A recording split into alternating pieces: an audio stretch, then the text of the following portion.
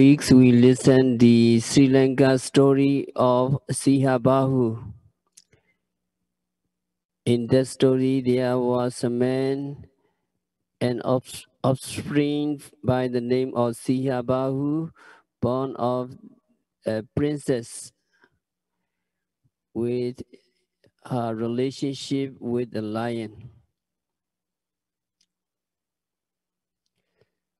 So she was a princess of Winga state. The princess of Winga state had a relationship with the lion. So in this regard, we need to get some lesson. So regarding this, according to the text, why love spring?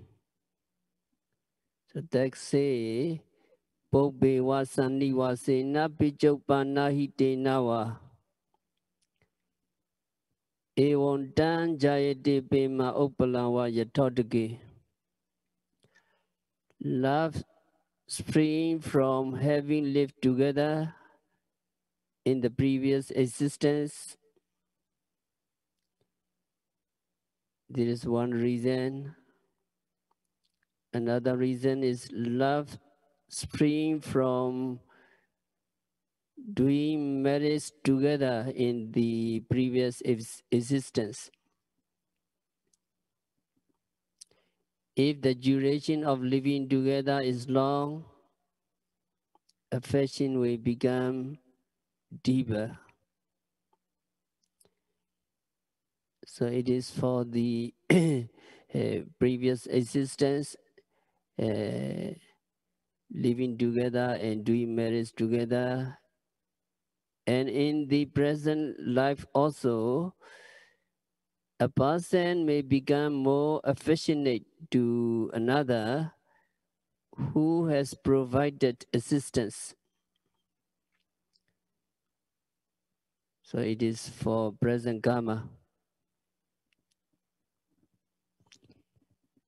In the story, a princess had relationship with the lion, and there comes a family, the father lion and the mother princess of Winga state, and sons and daughters. So the family members were unable to leave the cave because the mouth of the cave was blocked up with a huge, massive rock. So one day the son Siabahu removed this huge rock and left the place, carrying his mother and sister on his shoulder.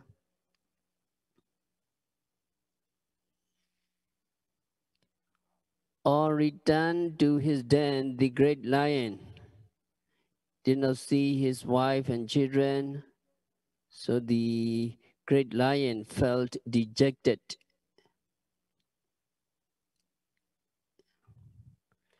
So in this regard, we need to get the lesson according to Metta Sutta, Kule Swat Nanu Gaido, not to be greedily attached to the families.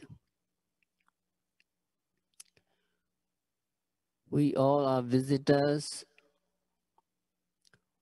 We come to this world alone, and we have to leave this world alone. So Buddha gave instruction to the monks to approach the families like the moon that always arises anew. Monks must associate with the family members, devotees with a detached attitude.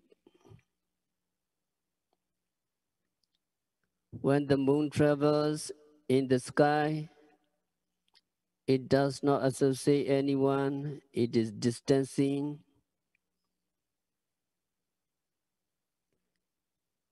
The moon does not become fond of or attached to anyone. Yet people love the moon. So why we should not to be greatly attached to the families? We have to follow the natural way.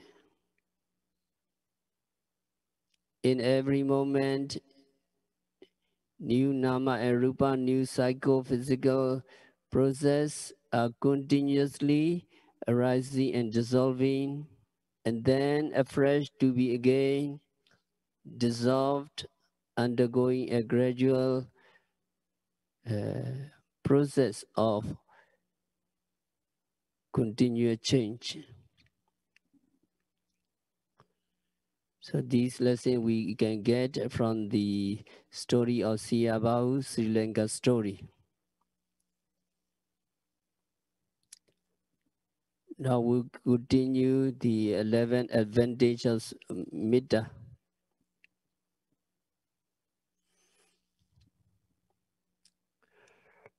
Relating to the advantages of Metta, explanation given to the query put forward can be found in Milinda Pinya, Pali text of Dhamma. The question that arose was, imagine the 11 advantages of loving kindness.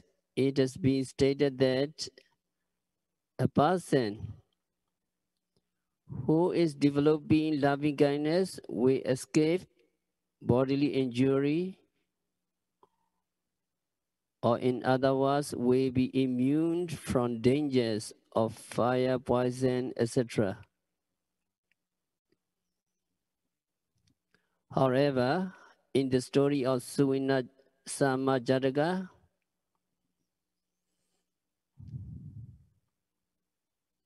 mention has been made that though Bodhisattva Suvinasama was said to be always developing loving kindness, he was badly wounded and was in a state of semi-consciousness.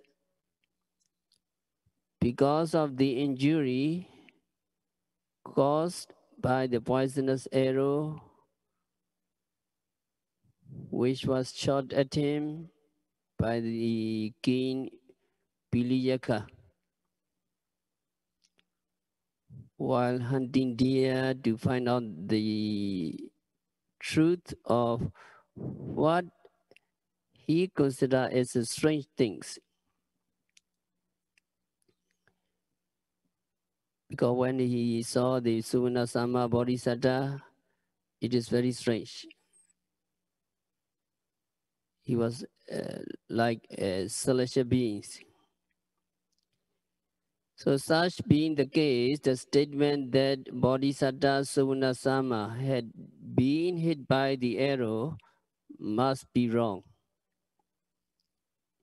If the statement that no harm or injury could be inflicted by a weapons on a person who was developing loving kindness.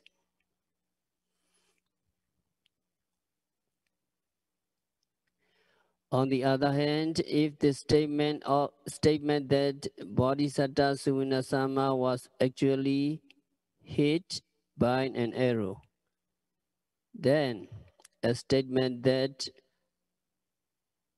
a person who is developing loving kindness becomes invulnerable must be wrong.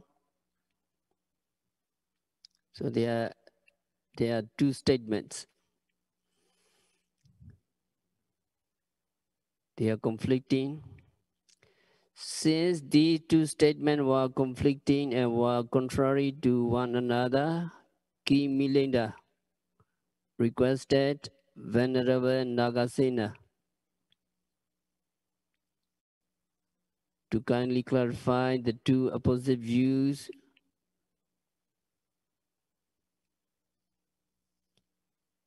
To this problematic matter in issue, Venerable Nagasena Thera explained,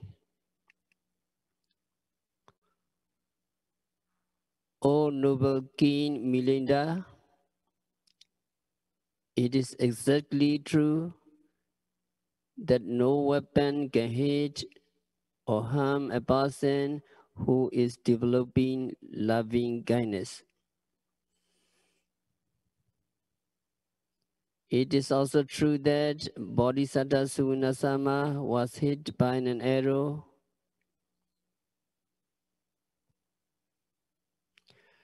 Though both are in fact correct, the reason for having no discrepancy between the two statements is that the advantage of invulnerability is derived not because of the inherent power or quality of the person, but because of the attributes or quality of loving kindness.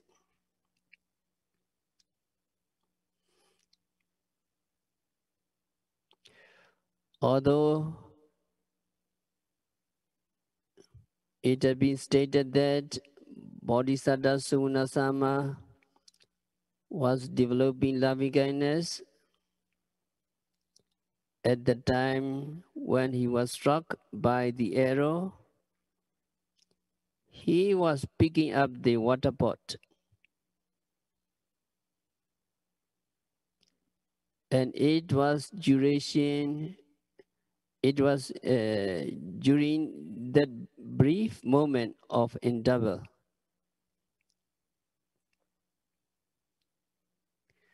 Sunasama had a break or a lapse in the process of developing loving kindness. That is the reason why Sunasama was struck by an arrow. For example,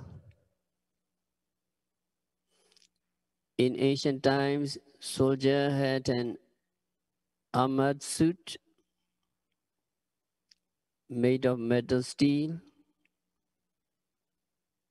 When such an armor was worn in fighting as a covering in defense, no arrow or spear could pierce through it. It serves as a protection against sharp weapons.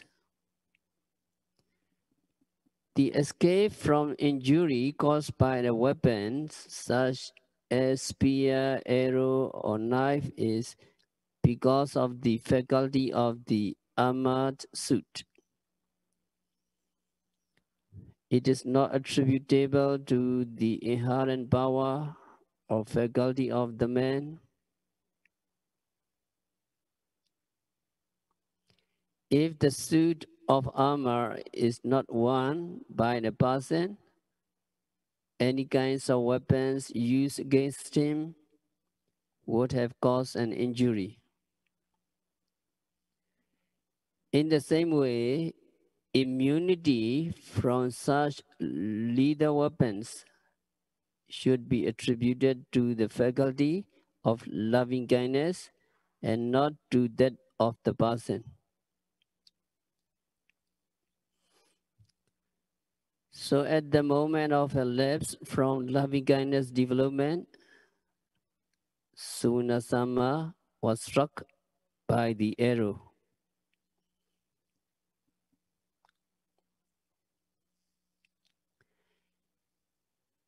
And the second example, it is that a person living in a sound masonry building will not get wet by rains.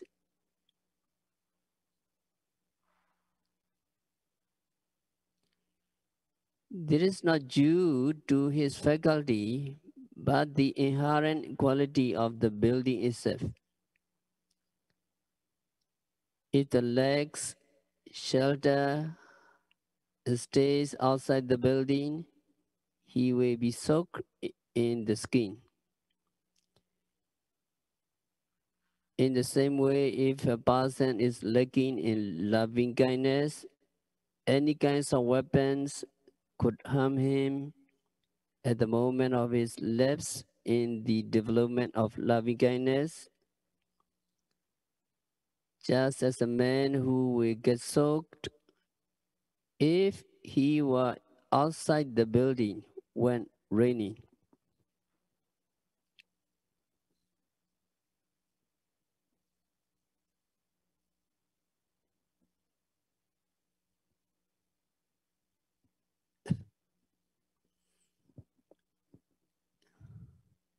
And the next example may be cited.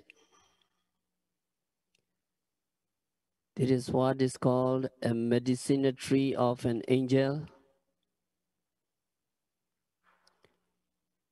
It is stated that a person who was holding its branch or any part of its wood would become invisible to the naked eye. It has the power of making a man invisible. There is every likelihood that people nowadays may find it difficult to believe such a miracle. However, we have made a mention of it according to what is found in the text Milenda Piña. Invisibility is the power of this medicinal tree of an angel and not of the man. The main significance which we want to stress is to constantly develop loving kindness if you want to protect yourself from any kinds of danger.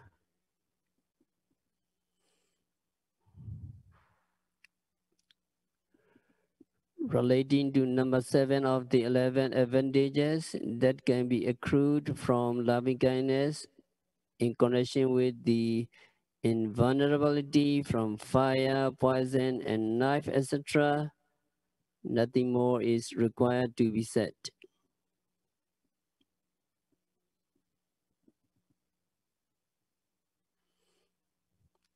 Regarding number 8 advantage, speedily becomes the mind serene. Number 9 advantage, facial complexion is bright and sparkling with joy. And number 10 advantage, without gloom and anxiety at the time of death, it does not appear necessary to be repeated. What now remains to be said is connected with number 11 advantage, verily destined to become a Brahma, the last of the advantages. These advantages is clearly mentioned in the Pali text under the subheading Second Metta Sutta, Dutiya Metta Sutta. The method of Vipassana contemplation to be jointly practiced has been shown. So this will again be clarified. So how to contemplate? According to Second Metta Sutta, Dutiya Metta Sutta.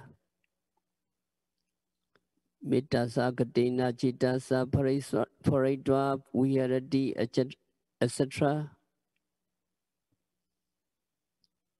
That means a yogi who has attained Metta Jhana while being absorbed in that Metta Jhana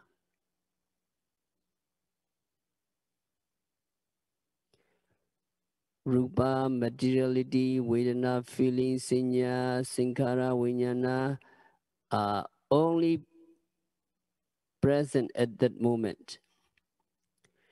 It means to say that there is an absence of atta, there is an absence of self at that brief moment. That rupa, materiality, vedana, feelings, sanya, sankara, vijnana, dhamma are looked upon as impermanent and as suffering, and are similar to a disease that had, and like a tumorous growth, etc. So this Pali text describes the manner of contemplating vipassana after arising from the state of jhana.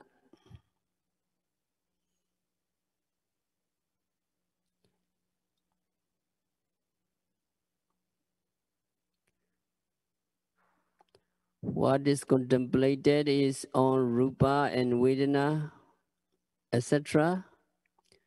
When they occur at the moment of his absorption in jhana, it is something which is similar to what the vipassana yogi are contemplating and noting as seeing, hearing, or imagining. After the arising consciousness of what is seen, heard, or imagined.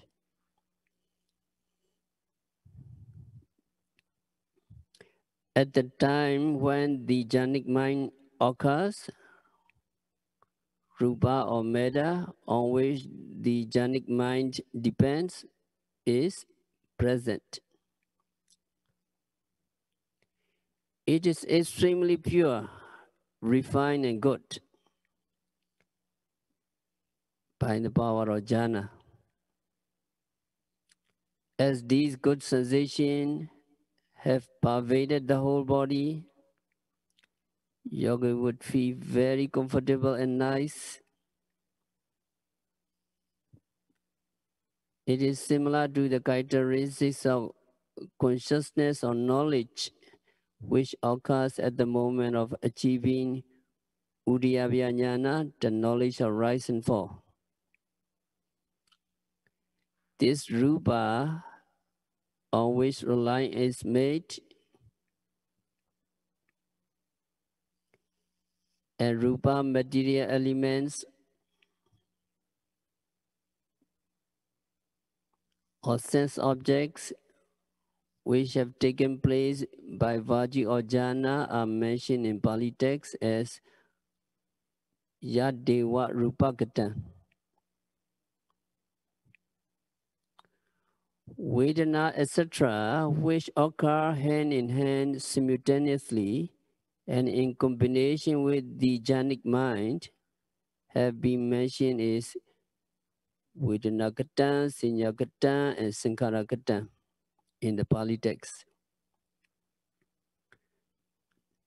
The jhanic mind is, however, described as Vijnanakata. This is how a yogi who has attained jhana contemplates on the jhanic mind, etc.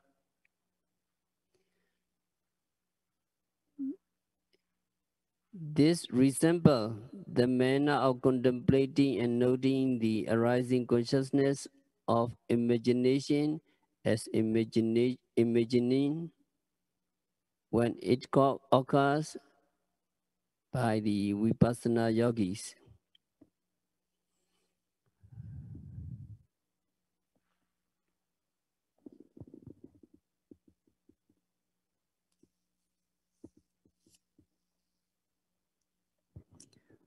How awareness and perception is gained by insight knowledge through contemplation, as has been stated, is shown as anicca, etc., totaling 11 kinds. A yogi who is endowed with special or deeper knowledge can grasp all the 11 characteristics. But a yogi who is lacking in knowledge cannot realize all 11 characteristics. He or she may know only a few. However, the most significant point is to know the true characteristics of anicca, dukkha, and anatta, impermanence, suffering, and non-self. It is most significant point. So Buddha has preached, lay emphasis on these three kinds, anicca, dukkha, and anatta, impermanence, suffering, and non-self. If these three marks are truly perceived and known, the rest of the eight can be also understood.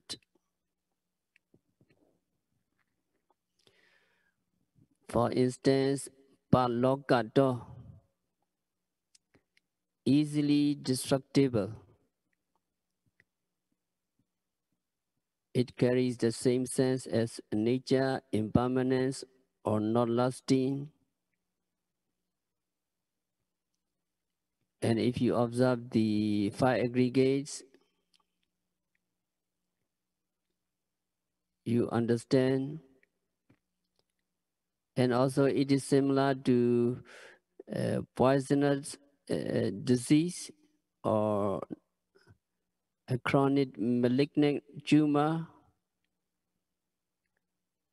a sharp pointed stump that has struck or pierced through, and a gut that is not free from suffering. The five aggregates can bring demerits.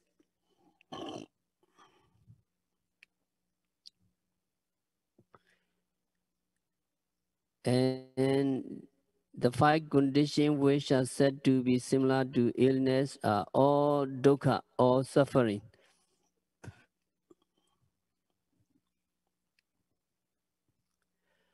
Parato, it resembles an alien or stranger. Sonya, it is devoid of atta, self, a being or individuality.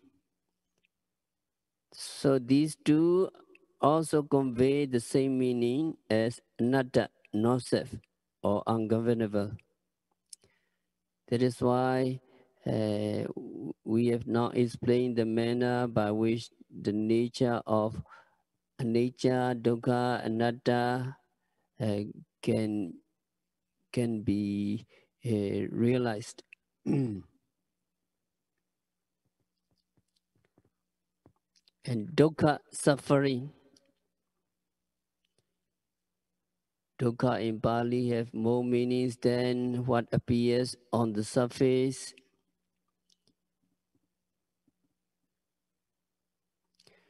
Dukkha means suffering, something difficult to endure, oppression. According to the Buddha's definition, whatever is impermanent is suffering.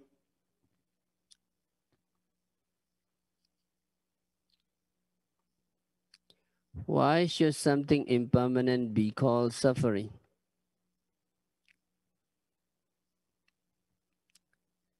Sometimes we enjoy good food, good companionship. We enjoy many things. Are those things dukkha, suffering?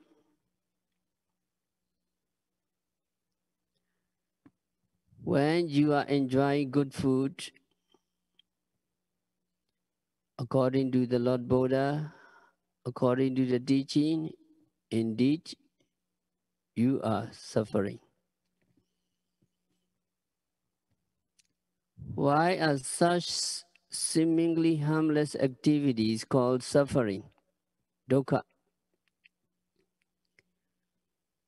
We must understand the characteristic of suffering. The commentary gives 3 reasons why the 5 aggregates of clinging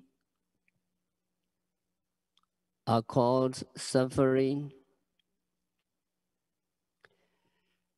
The first reason is that 5 aggregates of clinging are constantly oppressed by rise and fall.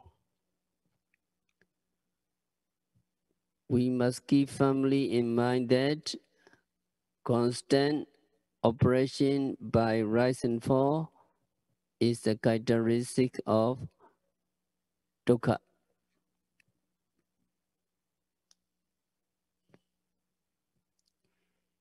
If we want to know whether or not something is dukkha, try to see whether it rises and falls.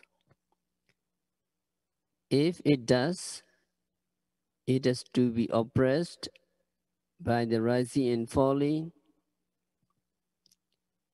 and that oppression is what dukkha means. So all 5 aggregates, including the 5 aggregates of clinging, are called dukkha.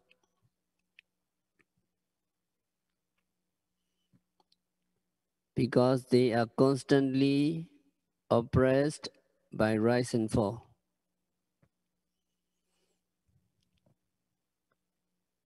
You look at everything in the world, and you will see that everything is oppressed by rise and fall. And that rise and fall also are constantly oppressed by rise and fall.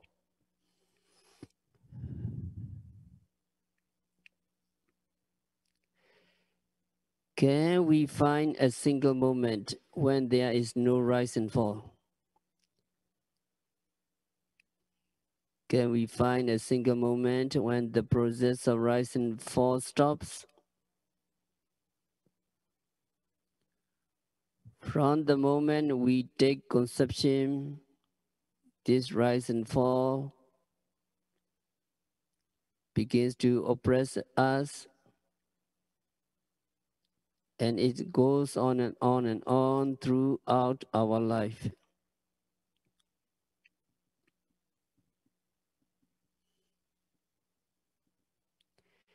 There is not a single moment when we are free from rise and fall. There is always rise and fall, rise and fall, rise and fall.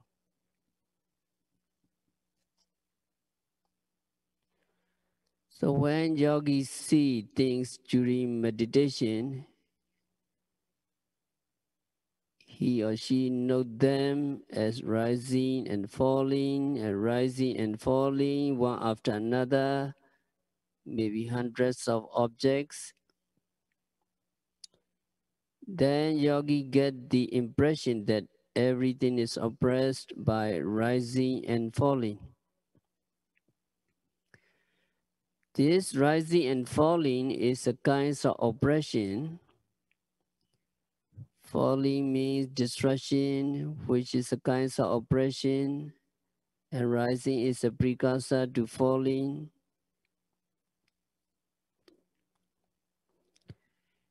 It rises so that it can fall, and falling is also a kind of oppression.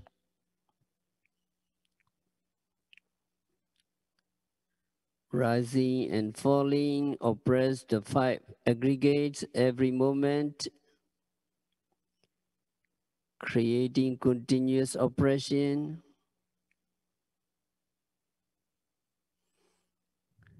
This constant oppression by rise and fall is a characteristic of dukkha. If yogi can understand dukkha in this way, he or she can accept the fact that enjoying delicious food is dukkha. Whatever we are enjoying is dukkha because there is nothing that is not dukkha. And we can accept the teaching of the Buddha that the five aggregates of clinging are suffering.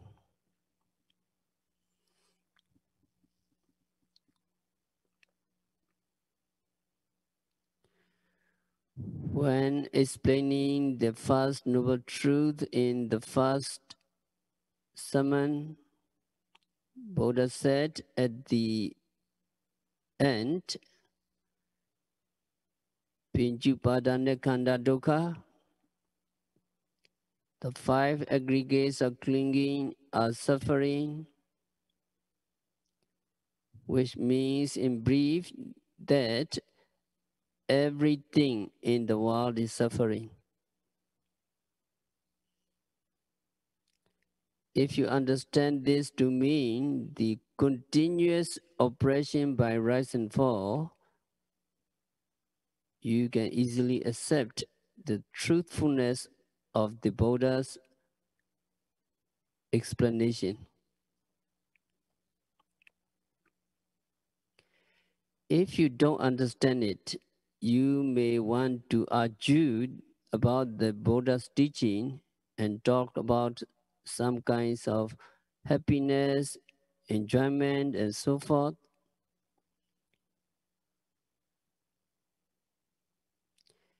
But this, we want you to understand and to hold firmly in mind the meaning of dukkha is constant oppression by rise and fall.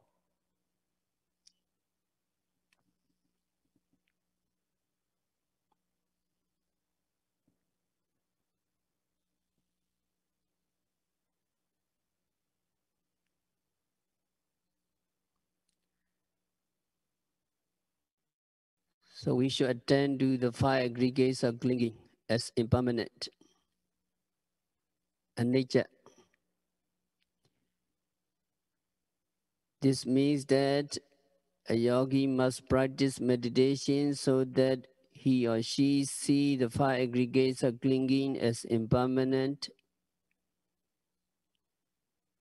Then he or she must see them as suffering.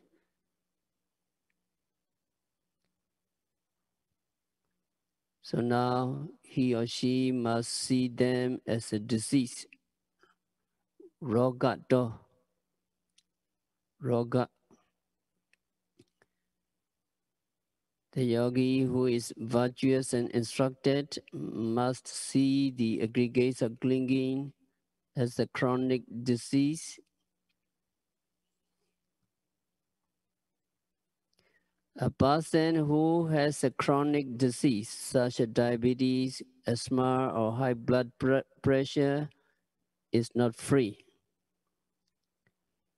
He or she cannot eat what he or she likes, but must take medicine and avoid eating food that would aggravate his or her condition.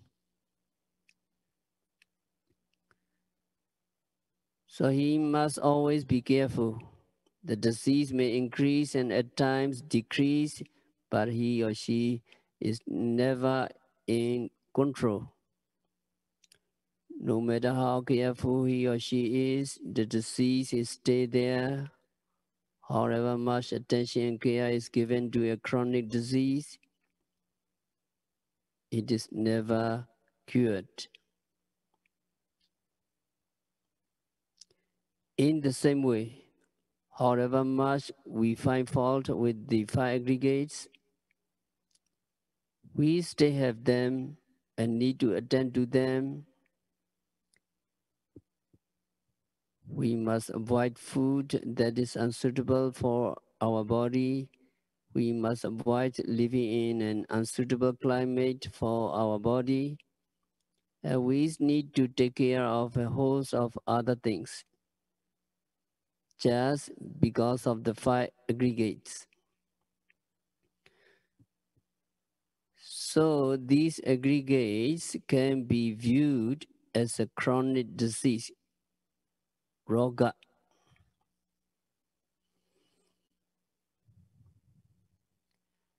And the yogi who is virtuous and instructed also must see the 5 aggregates are clinging as a tumor or a sore.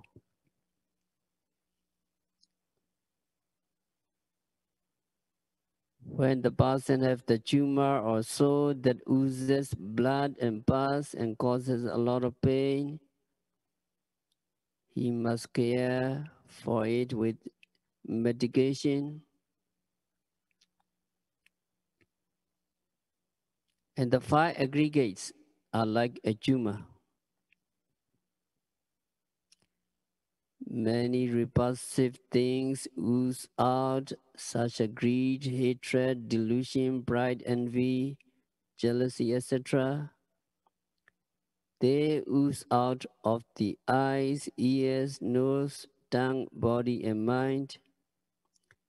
They are always oozing out.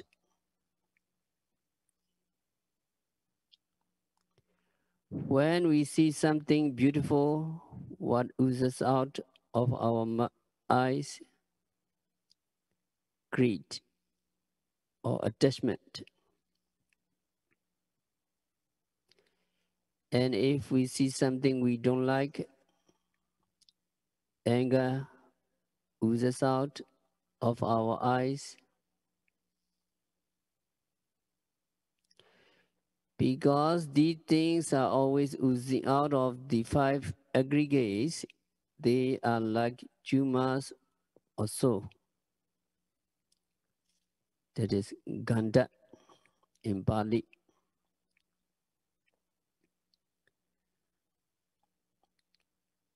And the yogi must also see the 5 aggregates are clinging as a dot, that is Sanla.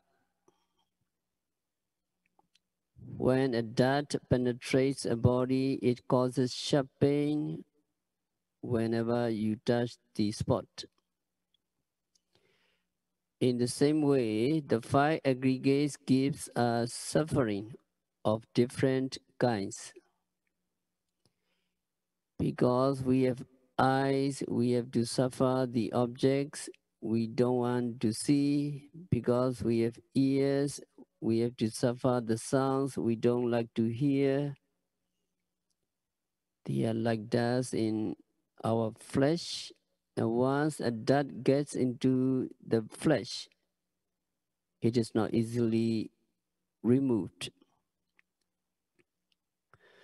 So the 5 aggregates are to be viewed as a dot causing suffering,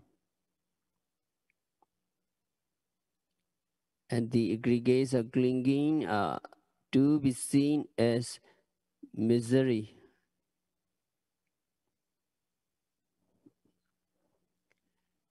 And the 5 aggregates are also to be viewed as akusala.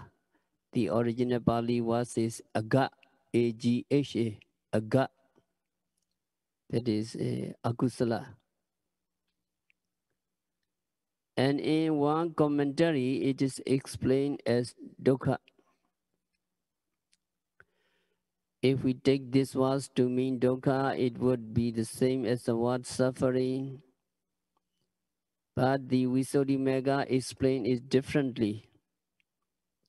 It describes aga as being censurable, deserving or sensual, like akusala karma, that is censured by noble beings and giving painful results.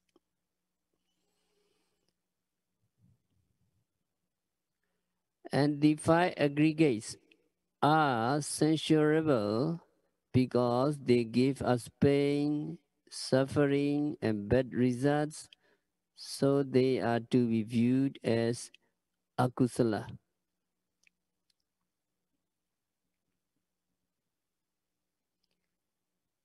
And also 5 aggregates are to be seen as abada, that is affliction,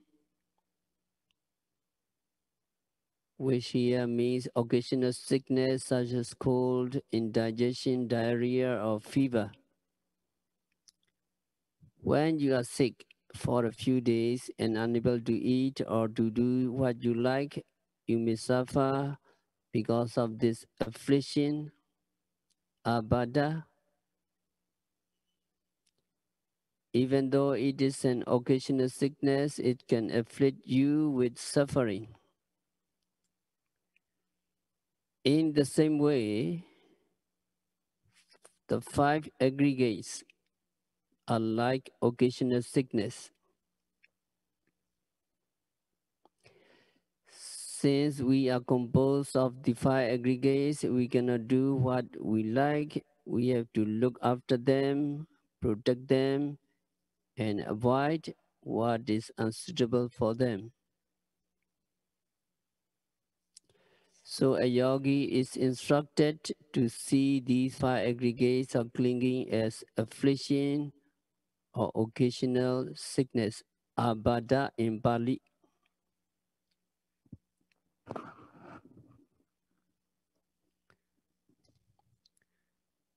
So now 7 aspects of the aggregates.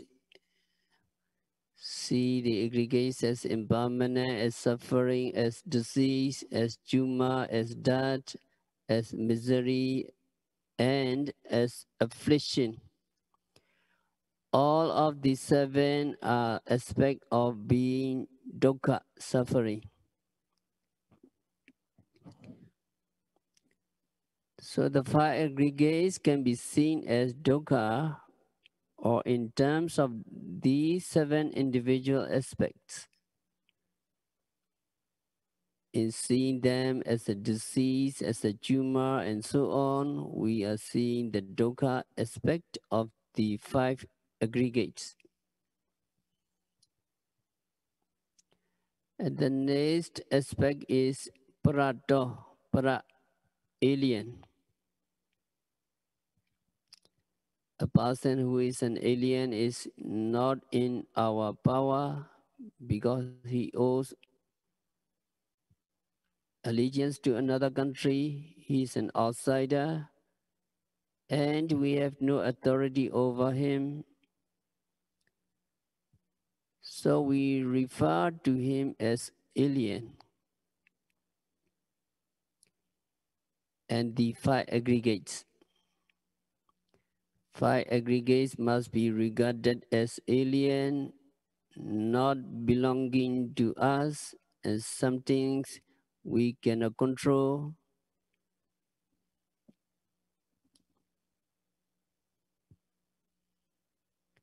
This alien aspect belongs to anatta, non-self, and now the anatta nature of things, we need to observe the 5 aggregates.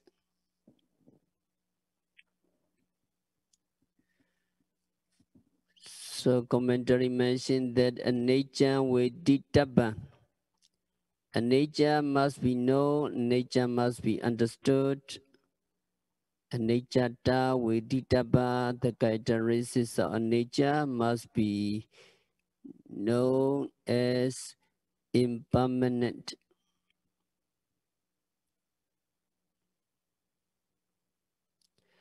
So vipassana knowledge, which contemplates and knows that it is impermanent or it is not lasting, should be understood.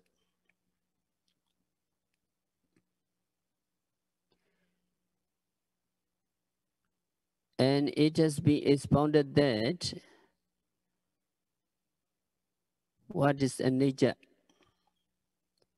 Aniccanti khanda pinjaka. And that is what is impermanence called anicca is nothing but the aggregates of 5 khandas. So we need to remember the 5 khandas as anicca, 5 khandas, 5 aggregates as impermanence.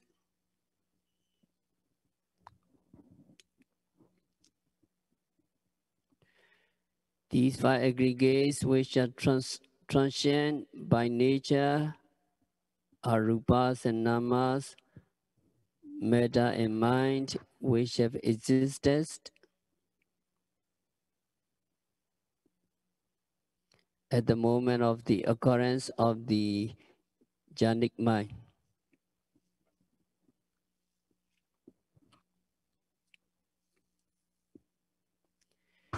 These are mentioned in the Pali text as Rupagata, Vedanagata, etc.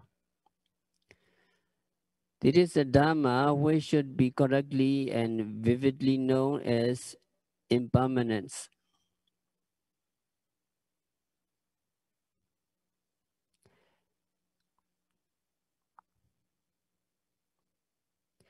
When contemplation is carried on after arising from jhana, it is similar to what is clearly known by the Vipassana yogi with personal insight knowledge of the mind and matter at the moment of seeing, hearing, and imagining. In the course of their contemplation and noting as seeing, hearing, imagining with awareness.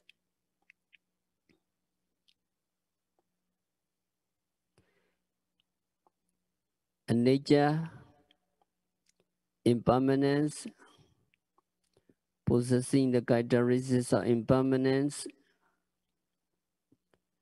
realized through contemplation and noting, may be explained in this way. Hotwa abhavakaro anicca.